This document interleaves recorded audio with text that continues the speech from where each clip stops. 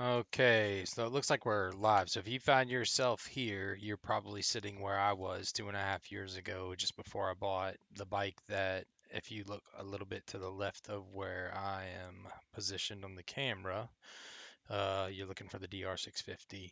So the topic, accessories that make this bike the unicorn. One thing I started to notice, I've had the bike for 2.5 years now. Um, the content creators out of nowhere everyone started buying the DR650 or test riding the DR650. For the first time in my life, I actually owned the bike, as bigger content creators started to have this bike. And I was like, okay, now's the time to jump on it and answer a ton of questions that people have. It is difficult for me to get out right now and make certain videos that I want to make, but there is a list of accessories that are on these tabs that I'm going to go through. And don't think of it as you got to buy every single accessory that I show you. Um, but this is a blank canvas bike. You do not need to buy this bike new. Please keep this in mind. So when you're shopping for the bike, one of the mistakes I made was I did buy the bike new. It was about 8,100 out the door, but you can buy the exact same bike used, like a 2014 model, maybe 2013 model, somewhere in the 3,200 to 4,000 range, maybe. And a lot of it's going to be pre-kitted. So find out what's on it. I'm going to go through a lot of that stuff as we go along, and a couple things to check for.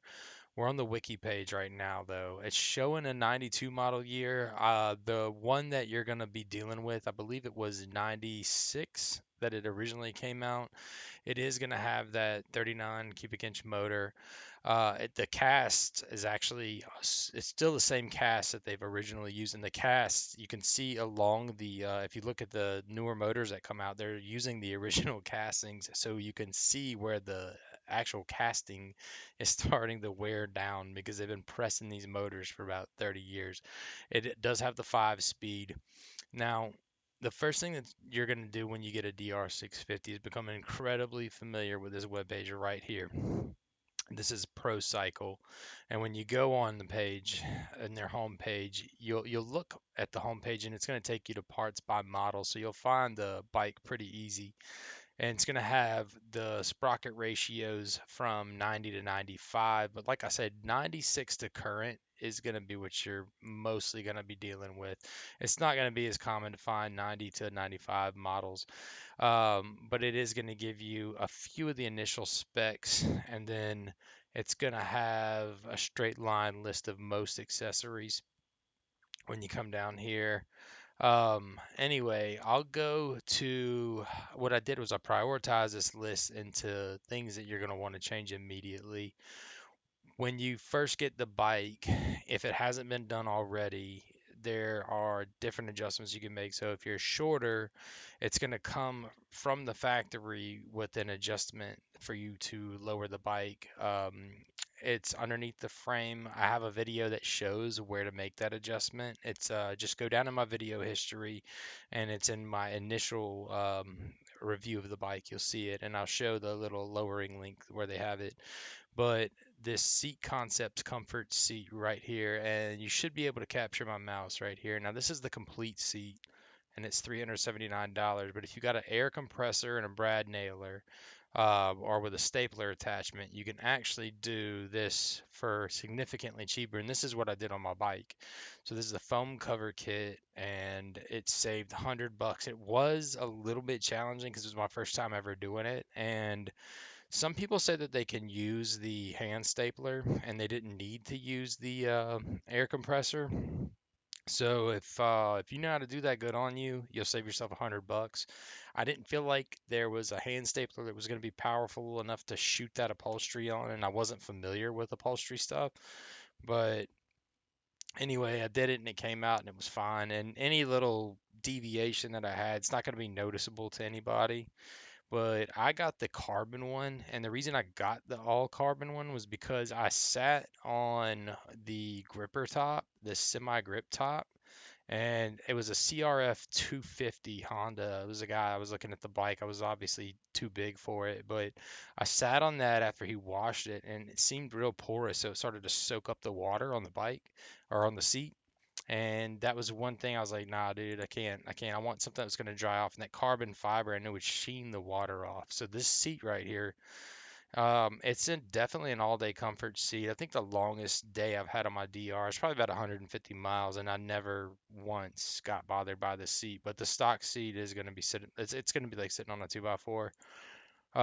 Here we go. So the gas tank is the next change. I had a lot of internal conflict with what tank to get because I liked the vacuum petcock situation where you didn't have to worry about turning the petcock off. But I wound up going for the Cherubies 5.3. The price, my wife actually got me this as a gift, but you see 305 right here. Some people like the IMS better. They say that when you get this IMS tank that you can put your knees a little bit closer. Part of what makes this bike the unicorn though is the fact that you can choose exactly what you want on this bike to make it specific to your needs. IMS is a little bit more. That could be an indication of quality, but the Acherubies works fine for me, and the petcock's not an issue. I actually leave the gas on. I have the OEM carb. I leave the gas on, but I drive so often that it's never been a problem for me when I forget to turn my gas off. And speaking of driving the bike, let's go really quick. Just so you know, so with the 650cc motor, in traffic, it's brilliant. I hate to jump around just a hair, but this is the graph from the Thumper Talk forum somebody did. They were looked like we were doing a little bit of experimentation with their bike on the dyno, but if you look at the torque curve here and how stable it is through the RPM range, you can that's going to be great, especially when we start talking about sprocket changes and running larger and smaller sprockets. That torque is going to help you pull taller gears easier, and also this steady, smooth power range. But you don't need tons and tons of power. It's actually really well balanced to kind of do anything, which goes back to that whole notion of it being a unicorn bike. And it is a heavier dual sport, so 360 pounds. I think it's might be 366.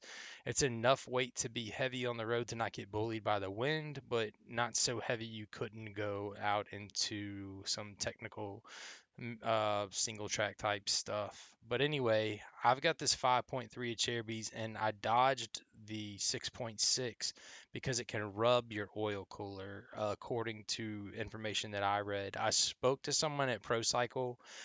They said it wasn't a problem. I just didn't want to chance it. Um, I am considering changing plastics colors down the road, and I might reinvestigate that. The problem that I did have when I put this on is you gotta really fight that seat back on with this Acherubi. So with the seat concepts, I use my original OEM pan, and the OEM pan, some people shave it down, the little bracket that goes on here. They shave, I can't remember if it's a seat bracket or the bracket that goes on that tank, but they shave that to make it fit a little easier. But I actually got it without any shaving. I drive throughout the year, but this is a round the world bike. Part of going around the world is wind protection. So the first mods were the seat, the tank, and wind protection. I was going to be on it, and I knew I was going to be on it a lot. And the goal when I bought it was to get it to be a bike that I could get rid of every other bike, which I still have not done yet. And I'm actually, I still window shop bikes all the time. But I put a Parabellum windscreen, but it wasn't the Parabellum Rally. It was the Parabellum Tall, and it gets in the way of the blinkers. So I'm gonna switch over to this adjustable Madstad Rally because every season I would find myself needing to adjust it down in the summer. Or actually, I would take the whole screen off, and really, I just wanted something to get the wind off my chest And in the winter, I wanted it completely off me. So I'm going to switch to this adjustable Madstad, and I'll kind of know a little bit better as to how that's going to work out. This is another thing, the Wirtz wire, 6'4" with a 34, 36-inch leg. This is a down and back kit, and that was a super easy install with a really nice quality of life change. So if you're taller, I would really recommend this. That was one of the earliest changes I made on the bike. I don't think I could ever go back to that. Some people say it's dangerous to lower the pegs. I I don't do any sort of riding where I'm going to be putting my foot at risk for it to be dangerous. Also, it's not going below the skid plate, so um, I don't know. Maybe somebody knows a little bit differently. This Achereby's Composite. This was I saw this in a Road Range Moto video. It's plastic, and I was a little hesitant to try this because it's plastic, but I'd owned an ATV before and I'd seen some plastic on some ATVs there, but the tanks looked good and the tanks were. And instead of putting heavier metal on the bike and weighing the bike down, I figured I would try to keep it lighter. That composite, I don't think I'll ever buy a metal skid plate for a bike ever again, which led me to the next thing, which was these cases from Warp 9 Racing. So on the side that goes over your oil filter, it's attached right here. And I don't like that because I've got to pop out all of this and I've got to pull this whole case off or this case cover off to get to just one little oil filter case. So I am going to keep the Warp 9 on the other side, but on the side where the oil filter cover is, I'm actually going to switch that to this oil filter guard from JNS Engineering. So that's that. One of the things a lot of people change immediately are hand guards. The Achereby's X Factor is what I'm going to go with a Renthal RC High bar and also a Rox Anti-Vibe riser. There should be plenty of clearance for that. And again, that feeds into making this your own unicorn. So the power is good for me. The leg is good for me. The reach is going to be good for me. The seat is going to be good for me. The wind protection is going to be good for me. So you see the what we're going with is everything that I'm progressively doing over time is making this bike slowly become a perfect fit for me. Um, Even power, we're going to get into that in just a little bit. But speaking of power per se, the front countershaft sprocket. So once you get familiar with the bike, this front countershaft sprocket, you can go down or up depending on what you want to do. If you want to go taller, if you want to go lower. And the front countershaft sprocket is the fastest way to change your gearing. You can literally carry two different sprockets with you, and you can take your taller one to the trail. And then when you get there, you can drop your sprocket down and swap it out. And we're talking 15, 10, maybe even less than that, just a matter of minutes. You can have this go from being a highway cruiser to a single track trail bike. Again, like there's not many bikes that you can do that with. And depending on what your budget is, the next step over, and this is a really cool thing, but you got to have some money to play with. Now, if you got a DR650 for very cheap, I would say go for this. This is the Nova Racing. This is the wide ratio gear set. So when you go and you look at this, there's two different gear sets. The difference, and this is, I believe is that British currency. I believe that Nova Racing is a British company, and that could be the British pound. I'm not sure what a currency unit I'm looking at, but the A gear set, one is 8% wider, so it's going to be lower and lower at the bottom and taller, and the difference total is 8%. And then the wide ratio B gear set is going to be 13%. I would go with the B. I've only seen one person that has put this gearbox in their bike, and they ran it and raved about it. It was in one of the DR650 forums, but there you go. Um, and we're halfway through this list almost, but some people are not, they may not need all of this, and the bike that you buy may have a lot of this on it already. So, you're gonna go and buy another bike brand new from a dealership. You may never do a lot of what you think you might the marketing for the bike is going to tell you you're going to do with it, like a Transalp or a Tenere. You might get a Tenere and want to go do DR650 stuff with it, but then you start picking it up the extra 100 pounds, or you might find that you're just commuting to work on a Tenere when you could have gotten a $3,500 DR650 that someone kitted out already for you. So anyway, let's move forward. Okay. Exhaust. I have not made this modification yet, but Pro Cycle, like I said, this is why you're going to get so familiar with it. Part of it being such a popular bike, especially from 96 forward. You can see the 96 to 25. Um, the DG Slip-On Performance RST is what I'm going to order. The reduced sound technology. It's supposedly just 84 decibels, like they're saying. Some people might like the brat factor. Super Trap is also on here, I think. But I would go with the DG. I like the logo and the look. The Yoshis are on here. One thing I am going to add is the quiet core. If you've got neighbors or you got an HOA or something like that, the DG quiet core insert has this is the me getting older. I like everything to be quiet, but this 1 inch ultra quiet, $50, the Gen 2 series. But you can mod it to be nice and quiet. But the reason for this pipe is not for sound for me. It's actually just to lighten the bike up. Same reason with the Cherubies. I wanted armor on it. Um, for the lowers, but I didn't want to add a lot of weight. And actually, the Cherubies. So if you have this pipe with the Cherubies gas tank, with the OEM volume of gas, you're cutting a lot of weight off this bike. You're getting into the XR650 weight range, and the next thing that will for sure put you there. I've seen these anti-gravity lithium batteries, and they're supposedly this is the next battery I'm going to get. I'm going to let my factory battery go bad, but this does have some sort of a restart option. So the groundbreaking restart, I guess a built-in jump starting. But it's supposedly much, much lighter than your regular battery.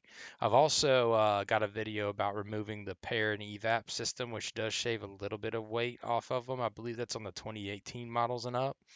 Also, if you have one, the neutral sending unit on 2017 up, you don't have to worry about those. Just throw that in there. But anyway, this will be my next battery. So between the lithium battery, the plastic Cherubies tank, the DG exhaust, um, you're saving a good bit of weight on the bike. And at that point, you're it's debatable whether or not you're lighter than an XR650. You probably weigh about the same as an XR650, but you're going to be a better road bike. Um, there are two other carburetor options. There are two pumper carbs, the TM40 and the TM42. Everyone says get those and drill holes in your airbox. I do not want to touch my airbox. Another thing that people, when they sell you a DR650, they'll tell you, well, you never see so you can fix your carburetor on the side of a road. You never see somebody repair their fuel injection on the side of a road. I've never seen anyone have to fix a fuel injection on the side of the road. I tolerate the bike being carbureted, but the closest thing when I was doing research, they call it a poor man's fuel injection. It seems to be this electron system. And I spoke to the people at Upshift Online. that's the distributor for they have a contact for the people who distribute this. It's self-metering, self-adjusting, and I want to say it's as good, if not better, adjusting for altitude as the OEM, except that you have to do less stuff. With the pumper carbs, you're restricted more, and once you've got your pumper carb set in, the performance, I'm not going to argue whether it's better or it's worse, but the performance changes much more quickly at altitude changes, and the adjustments are going to be more frequently. So when my OEM carb dies, I am going to go with this Electron, and I'd highly recommend you take a look at this. And like I said, these are all progressive changes over time. This is going to be something that you have to consider within the lifespan of the bike over 20 years. Um, Bike's not powerful enough. Here is a 660cc big bore kit from Wiseco, and then they call this someone said it's like having a big block motor in your DR650, but it's the 790cc. So that's going to turn you into a gas hog. But the thing is if you look at some of these gas tanks, a Cherubies has the 6.6, they have the 5.3. And then if you go and look at Safari, I don't even want it. The Safari is like almost like a meme gas tank. I mean, it's some ridiculous, like I think it's like over 7 gallons. It's crazy how big it is. So if you want big bore performance, this is God, I haven't seen this dynoed, but it's a significant power boost, and I would imagine you're probably in the roll on wheelies at that point. I don't think you're going to need much of a clutch there. So again, it's just one more way to make it exactly what you want. I have not modded my suspension. Um, when you start looking though, it's going to tell you on here. So you've got the everyone recommends the Cogent kits. Everyone recommends the emulators. I've not done front fork work. I've replaced rear sets, but I've not done front forks. I'm a little bit intimidated by trying it. I'll probably actually pay to have mine done.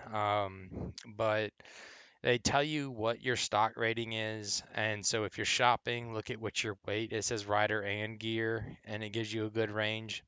Um, Pro Cycle's pretty good about having done their research. I have been warned about when you look at your fork springs to not just get springs because of the pogo effect. If anybody knows a little bit more about that effect, I'm not super familiar. I know that the cartridges help prevent some of that, but someone a little bit wiser than me on that, if you don't mind chiming in and helping with that, let me know. On the rear, though, so you got the front fork set. This is supposedly the Bible on rear suspension, the Cogent Mojave, the Pro Series. If I were to get something, it would probably be the Mojave, but it would be this less expensive version. Like I said, just remember, think progressively. Think that you've had this bike for 8 to 15 to 20 years. Think of it like what I'm doing, where you're going to give it to your kids. Brakes. Um, the brakes are not the best. The brakes are not ADV brakes. This is a bike that's very much capable of becoming an ADV bike, but it's not going to be ADV brakes. And I'm not a brake expert either, but here it is on Pro Cycle, and you can do your diligent research and find that out. But the info is there. I don't have any reason to mess with this yet. The bike is only a couple years old, so it's just really maintenance at this point. I just wanted to throw that in there. Tires. The front number is the percentage for street. The second number is the percentage for off-road. It progressively changes as you go down the list. Right now, I have a Shinko 705. I do want to go to a D606 if I get a street-oriented bike like a V-Strom. I want to take this bike and make it more of an off-road bike. We'll see. Um, that's something, but tires are hugely subjective. I don't want to give too much advice on that. And at the end of the day, the last thing we can click on this right here, body. With most bikes that you buy, you worry about the paint and the looks. You don't have to really think too much on a DR650 about that. Meyer has body kits. ProCycle has body kits. They're exclusive body kits. And then you have all of these colors, but go in here, you can order new panels. I would not recommend this front fender. I ordered that front fender. The OEM was the way to go. If you can just repeat your OEM fender, I would try to keep that. And I'm also not one for tail tidies, so none of this stuff ever really, it didn't really appeal to me too much. Maybe I'm just getting older and I don't care about certain things. There's also a fender brace on here. A lot of people do use that because of the width of the new, it's the B&B Off-Road Engineering one. They say that it helps. I don't really get on the interstate enough to need it, but if you have any questions, write them in the comment section. I will be posting more comparisons and analysis on other bikes. This is a new format that I'm going to try, and I like to pull some data together, and we're going to look at some middleweight ADVs pretty soon. Anyway, hope everyone has a good day. Thanks for watching. Like